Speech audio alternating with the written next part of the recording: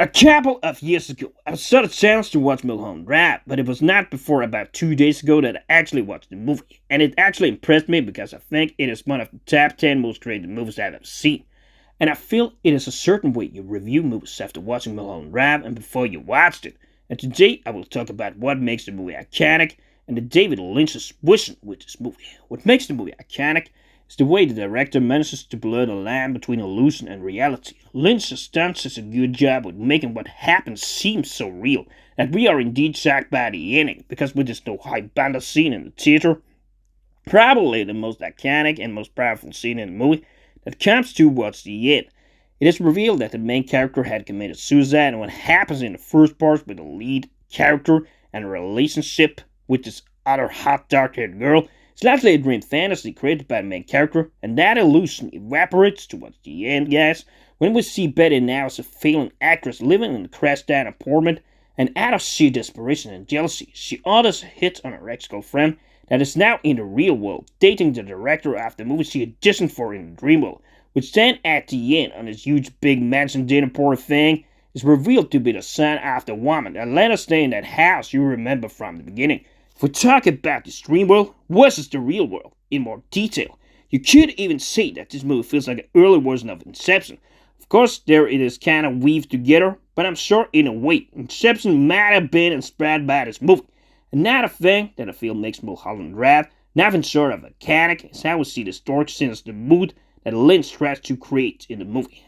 That is especially present in the scene with the cowboy and his meeting with the director that refuses to cast a specific girl until he is threatened.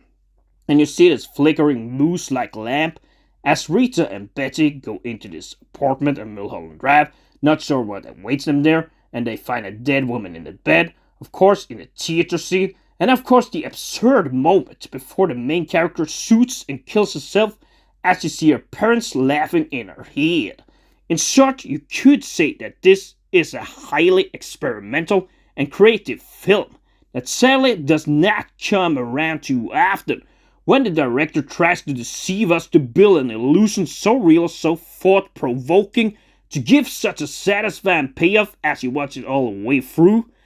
That creative way to make movies is something that 25 years later is hard to find. And although I have seen better movies, there are few movies that are just as creative and takes much more out of the director's mind to make. And I think that is a lot of the reason why this movie, even 25 years later, feels like one of the most creative movies ever made. Another iconic facet with the movie is how it makes much more sense the way the scenes are repeated. You have the same scenes and lines play out first in the dream world and then in the real world to create a logical bridge between them. Unlike most other movies that repeat the scenes the exact same way, and that is not really creative, it is just more annoying. Here are the scenes, such as handing over the money to the hitman, versus finding the money in the house, that blue box which turns out to be a key to some sort of safe deposit box,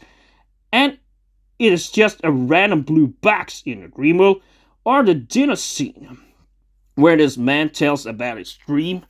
in the beginning of the movie, versus the scene in the real world, which is the place where an angry Diane in the diner orders this hit on her now successful ex-girlfriend. This movie was a sheer joy to watch, and it is one of the most creative movies I've seen in a long time, and it is a large part of the reason I will give this movie a strong 7.